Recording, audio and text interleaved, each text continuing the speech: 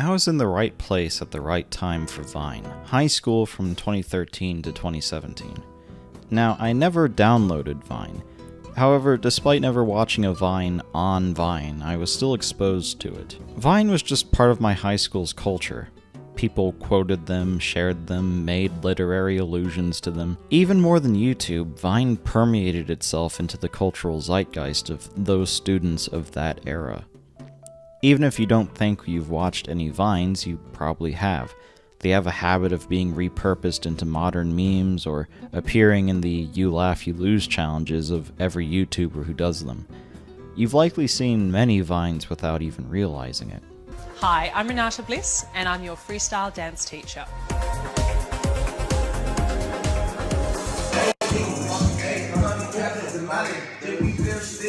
Wow. Look at all those chickens. How you doing, little mama? Let me whisper in your ear. It's free real estate. Don't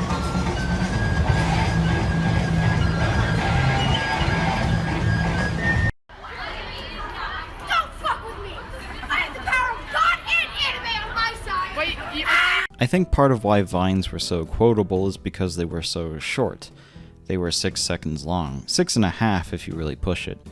Even with modern short-form content like TikTok or YouTube Shorts, those videos can be 10 times longer than a Vine, some of them going up to 3 minutes. Something else that was really quotable back when I was in high school was SpongeBob SquarePants, but of course, people didn't quote the entire episodes.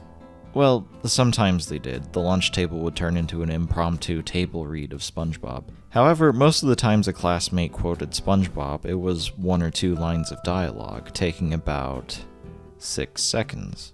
That's proof enough that 6 seconds is all you need to be memorable, but without the luxury of time before those 6 memorable seconds, or time after, Vine creators were forced to fit the story, setup, and punchline all into that small, quotable window.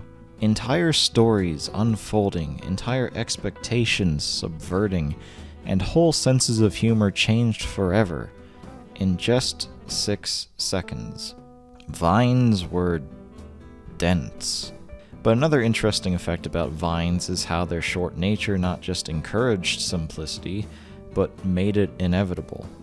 How much budget can you honestly fit into 6.5 seconds? How much production value or sponsorship messages can you honestly squeeze into just 1 sentence? Are you really going to get actors together just to film something that short? Because of this, Vines are often charmingly shoestrings. One person playing multiple characters while using simple props. When there were multiple people, you can tell they were all friends. The short runtime of a Vine brought down the expectations, and without that pressure to create some sort of polished product, Vine really bloomed in the hands of the youth.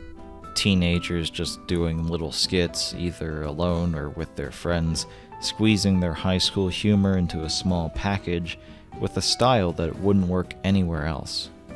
Or just posting little snippets of life, little funny moments that we find relatable because it was the kind of things happening to us. Without the pressure that longer videos bring, teenagers felt confident enough to broadcast themselves.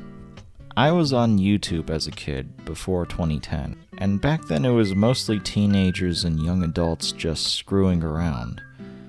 There wasn't any pretense there, just young people making home movies and expressing some small level of creativity without the pressure of success hanging over them.